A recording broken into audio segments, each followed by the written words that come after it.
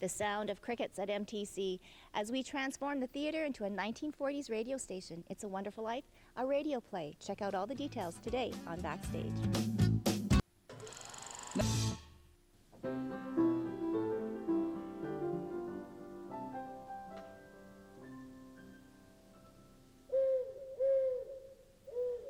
Buffalo gal, won't you come out tonight? Come out tonight, come out tonight. Buffalo gal, won't you come out tonight? Okay, let's get the harmony. Ready? Ready.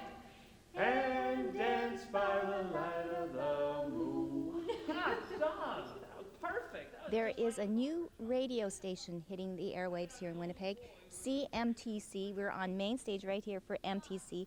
It is A Wonderful Life, a radio play. I have the star of the show, Mike Shera, who reprises his role as Harvey Davis / George Bailey. But I have to say the real star is this gentleman right here, John Zowski, and he is the Foley artist. So I'm going to start with the big star here. What does a Foley artist do in this particular play, John? I get to do all the sounds for the actions that the actors can't do when they're doing a radio play. Yes, the crunching of walking, yeah, everything from walking to slamming doors or car crashes and splashing in water. And very cool, crickets chirping. What did you use? For that one I had this funny little metal cap and a key. Seems to work the best. Okay, so then our attention has to then be drawn to the play. So this is where Blah, this, blah, blah. yeah, blah, blah, blah. Mike comes into play here, so to speak. Yeah. The role of George Bailey. Classic tale, Wonderful Life, and wow, just to play the role must be awesome. It's pretty good. I'm lucky in the sense I've never seen the movie. I think I'm one of about 5 people in the world who've never seen it. So I'm lucky I don't have to try to live up to Jimmy Stewart because we both know that wouldn't go very well. He's pretty good. So I'm lucky to be able to kind of approach it blindly in a way. But it's a pretty iconic movie and pretty fabulous story. So yeah, it's a great pleasure to do it for sure, no matter what, yeah. But everybody contributes here, and I really do feel that I'm in a radio station, studio audience listening to this play. I want to know, are you and Maury, who's playing your lead, are you actually reading the script? Because you're holding papers there. We hold papers because I think that's how a radio broadcast would have gone at the time. The actors would have had it there, but I think that's just for security as much as anything now. I think we probably could do it without them, but I think to give the impression that we are doing the radio play and keep you in the world of the radio station, I think it helps us. And it kind of takes the curse off having to relive all those famous iconic scenes, that everybody knows.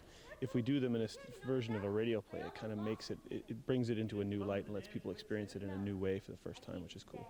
I know, and we think of radio stations now, right, John? It's all computerized, press a button, music plays nonstop for 24 hours. This is wild what you have to do here. Oh, it's really fun, yeah. And even the radio dramas are few and far between these days, so the chances for Foley and the chance for Foley live on stage are very few. What kind of background would you have to become a Foley artist? Well, I studied music in university and played guitar and lots of... Wait, no. Well, that's sort of what I did. I just got asked to do it by Can Stage last year and learned a lot about it and hung out with a couple of people who do Foley full-time and learned as much as I could. Oh, well, and for you, Mike, an actor, used to being on stage, delivering your lines, how is this play a little different? Well, carrying the script with you is a little different, and the collaborative effort of it is great. The 12 of us all sort of doing the show together. We have live music, we have live sound.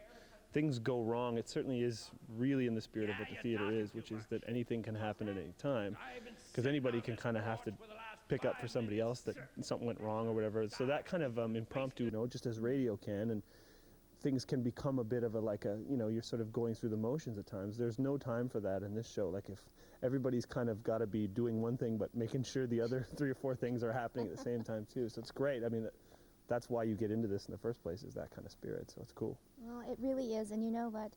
When you sit out there, you really are drawn into the play. It's very descriptive. It helps with the sound effects. It helps with the acting.